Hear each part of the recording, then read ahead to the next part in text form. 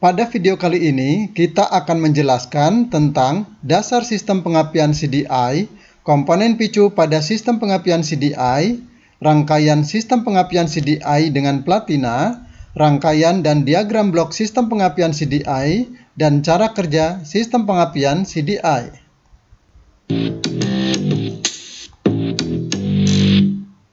Pada sesi CDI bagian 1 ini, kita akan menjelaskan dasar sistem pengapian CDI.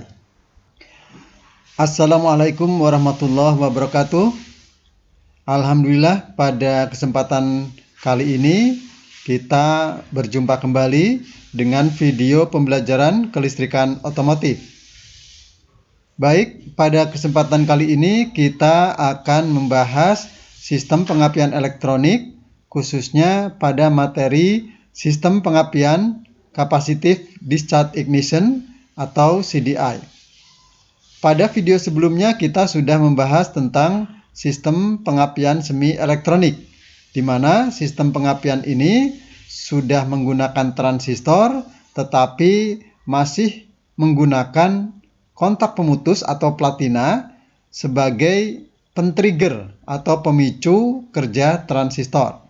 Kemudian pada video selanjutnya juga sudah kita bahas mengenai sistem pengapian full elektronik. Pada sistem pengapian full elektronik sudah tidak lagi menggunakan platina, tetapi menggunakan penghasil pulsa atau pulsa generator sebagai pengganti dari platina untuk mengatur kerja transistor. Nah, pada saat ini, pada kali ini kita akan membahas tentang sistem pengapian CDI atau Capacitive Discharge Ignition. Nah, sistem pengapian CDI ini berbeda dengan sistem pengapian tipe konvensional, semi elektronik maupun full elektronik. Apa perbedaannya? Nah, nanti kita bahas. Ya, sekarang kita berbicara mengenai pengantar sistem pengapian CDI dulu. Ya, jadi sistem pengapian CDI ini adalah sistem pengapian yang bekerja berdasarkan pembuangan muatan kapasitor. Jadi konsep kerja sistem pengapian CDI ini berbeda dengan sistem pengapian model yang lainnya, ya, model konvensional, model semi elektronik, model full elektronik, di mana pada model sistem pengapian tersebut menggunakan sistem penyimpan induktif atau induktif storage system.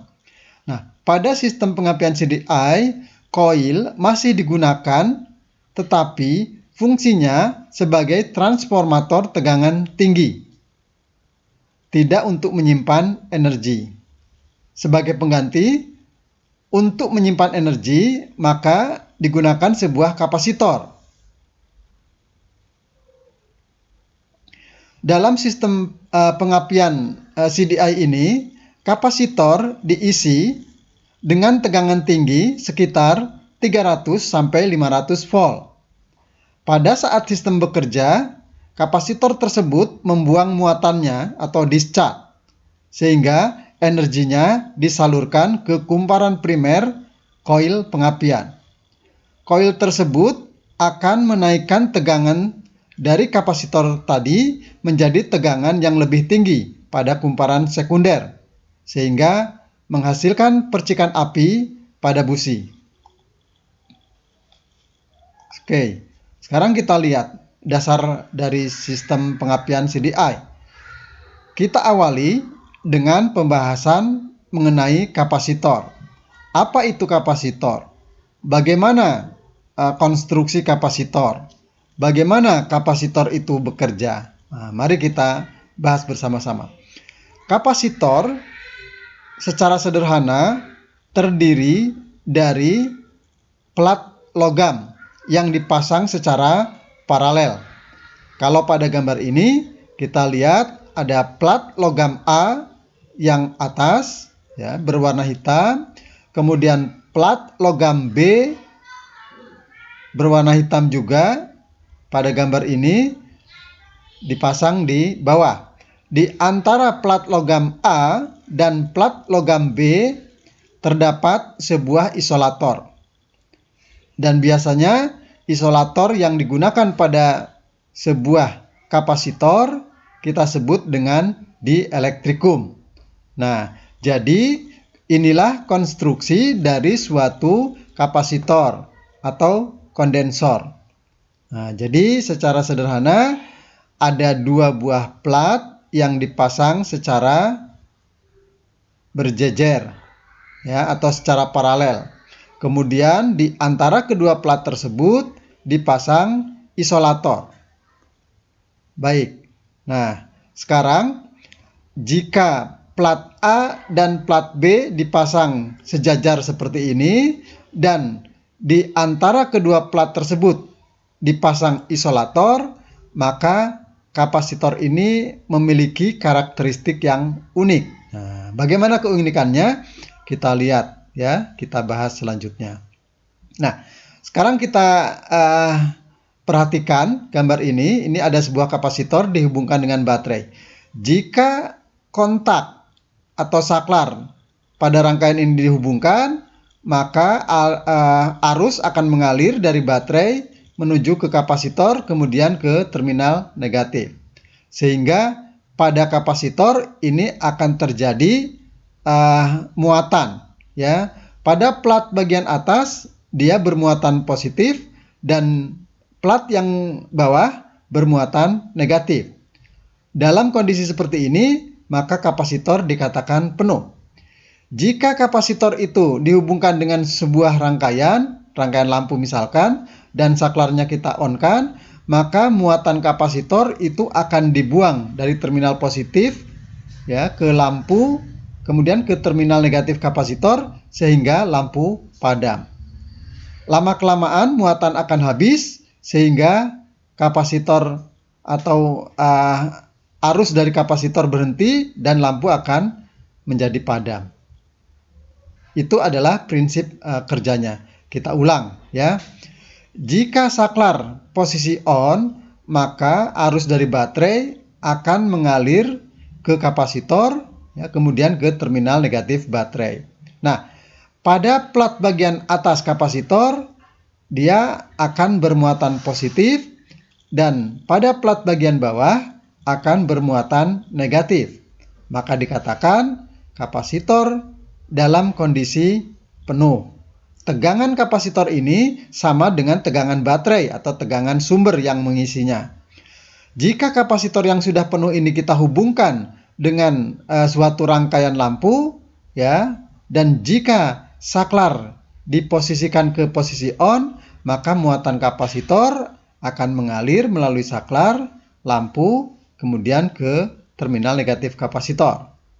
Nah, aliran muatan atau aliran arus ini akan menyebabkan lampu menyala. Jika muatannya habis, maka lampu akan padam. Nah, sekarang kita lihat ya. Kapasitor kita hubungkan dengan rangkaian. Ini seperti yang saya jelaskan tadi, dihubungkan kepada sumber tegangan atau baterai, maka kapasitor ini akan terisi penuh. Nah, jika kapasitor yang sudah terisi penuh ini kita hubungkan dengan suatu kumparan, ya, kalau pada rangkaian tadi dihubungkan dengan suatu rangkaian lampu, nah, contoh kali ini kita hubungkan dengan kumparan. Nah, jika saklar ditutup atau di-on-kan, maka muatan kapasitor akan mengalir, ya, menuju kumparan, kemudian ke negatif kapasitor. Nah, pada saat muatan ini mengalir ke kumparan, maka pada kumparan tersebut terjadi medan magnet. Jika muatannya habis, maka medan magnet pada kumparan juga akan hilang. Nah, jadi ini adalah prinsip pengaliran muatan kapasitor ke kumparan. Ya, kita perhatikan sekali lagi, ini kapasitor diisi oleh sumber tegangan. Ya, jika sudah penuh, maka tegangan pada kapasitor sama dengan tegangan pada baterai. Nah, jadi kapasitor bermuatan penuh. Nah, jika kapasitor ini kita hubungkan dengan suatu rangkaian kumparan, ya, maka saat saklarnya on, arus dari kapasitor akan mengalir ke saklar, ke kumparan, kemudian ke negatif kapasitor. Nah, pada saat arus mengalir inilah pada kumparan terjadi medan magnet, ya. Lama-kelamaan muatan akan berkurang dan habis. Pada saat habis, maka tidak ada aliran arus lagi sehingga medan magnet pada kumparan juga akan hilang. Nah, sekarang kita perhatikan gambar sederhana ini. Nah, jadi ini prinsip pengisian kapasitor, ya, seperti tadi. Namun di sini tidak menggunakan baterai.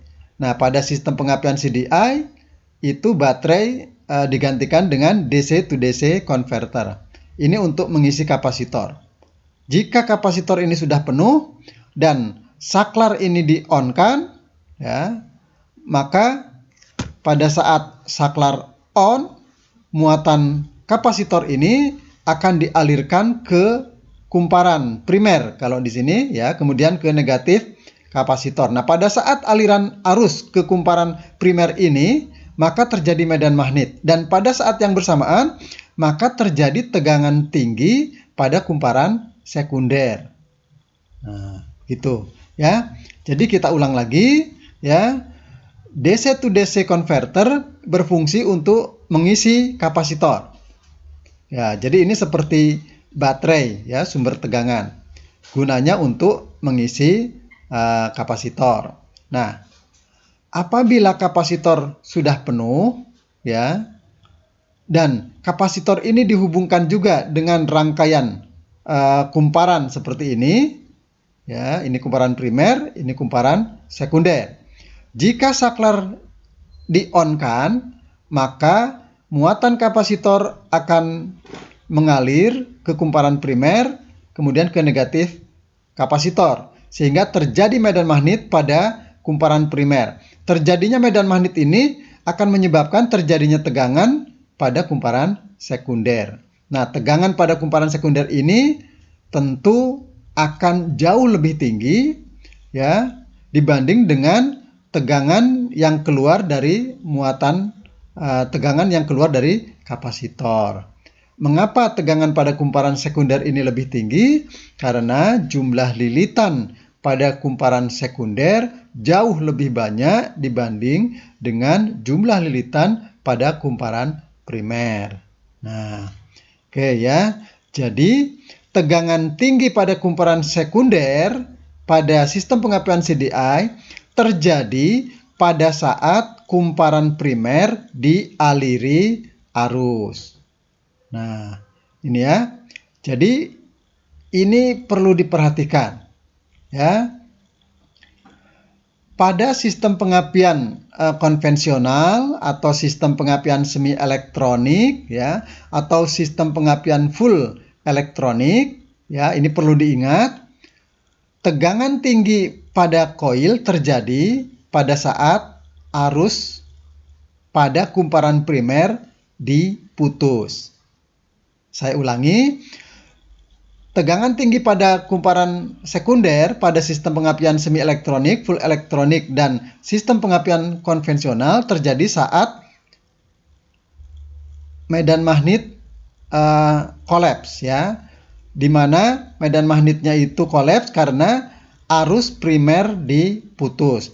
Tapi sistem pengapian CDI berbeda. Terjadinya tegangan tinggi pada kumparan sekunder terjadi pada saat kumparan primer dialiri arus. Nah, jadi ini adalah perbedaan pokok antara sistem pengapian konvensional, sistem pengapian semi elektronik, dan sistem pengapian full elektronik. Di mana pada sistem pengapian konvensional, semi elektronik, dan full elektronik, tegangan tinggi pada kumparan sekunder terjadi pada saat arus primer coil diputus.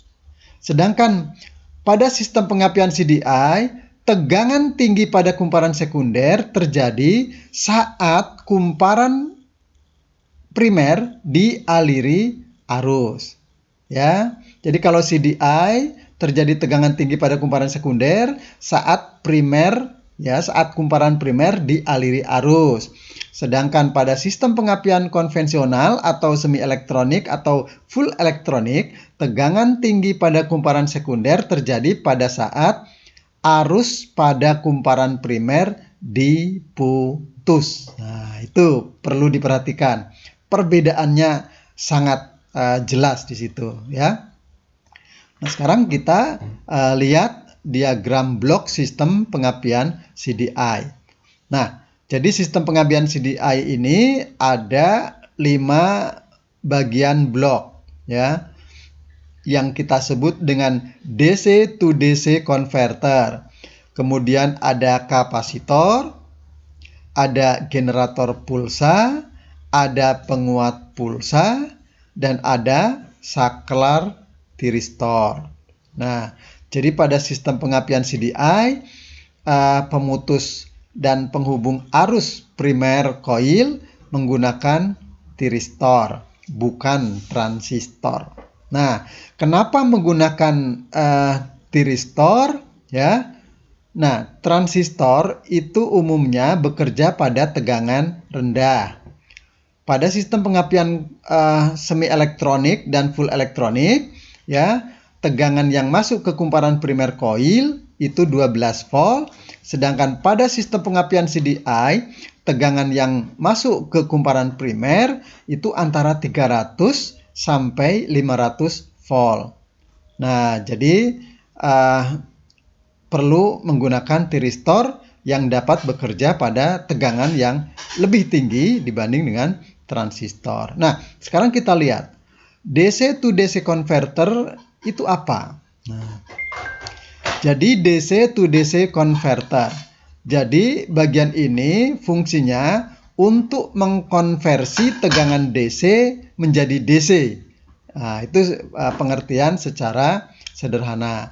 Namun dalam fungsinya DC to DC converter ini berfungsi untuk mengubah tegangan DC pada baterai menjadi tegangan yang karakteristiknya seperti tegangan bolak-balik.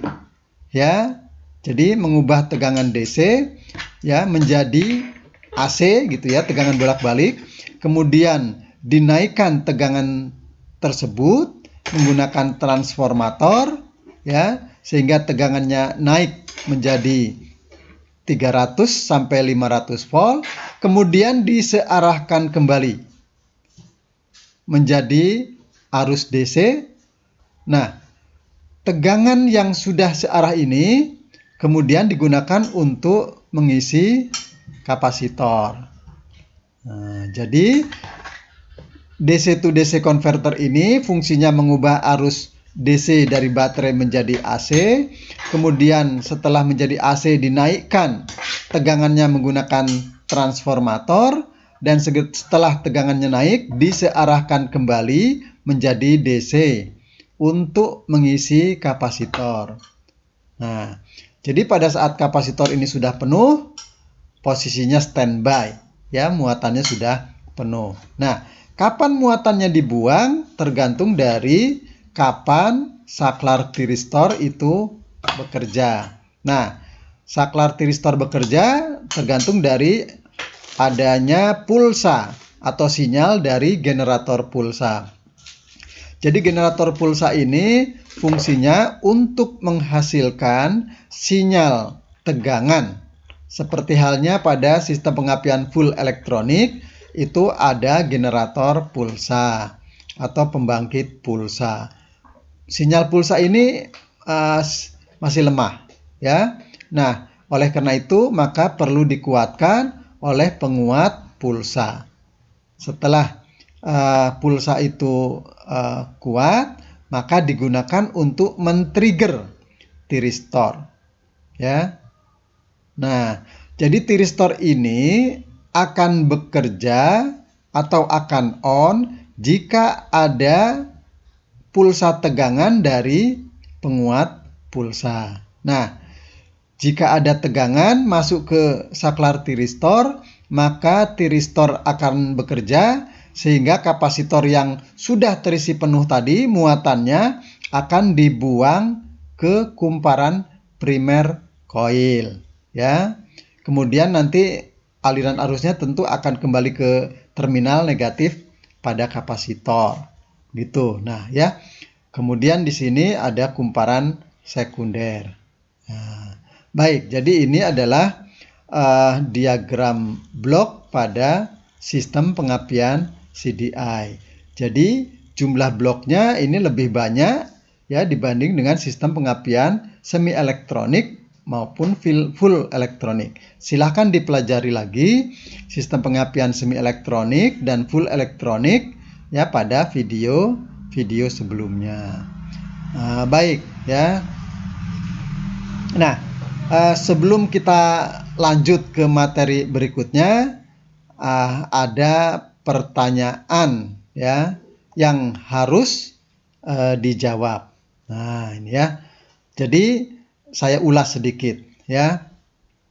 Sistem pengapian CDI ya itu terjadi tegangan tinggi pada saat kumparan primer koil dialiri arus dari proses pembuangan muatan kapasitor ya, sehingga terjadi tegangan tinggi ya pada saat bersamaan dengan aliran arus pada kumparan primer tadi. Nah, pertanyaannya ya, apa perbedaan pembangkitan tegangan tinggi pada kumparan sekunder antara sistem pengapian CDI dengan sistem pengapian lainnya ya, atau dengan sistem pengapian konvensional atau semi elektronik dan full elektronik. Apa perbedaannya? Demikianlah pembahasan video kita kali ini mengenai dasar sistem pengapian CDI. Sampai jumpa di video CDI bagian 2 berikutnya tentang komponen picu pada sistem pengapian CDI.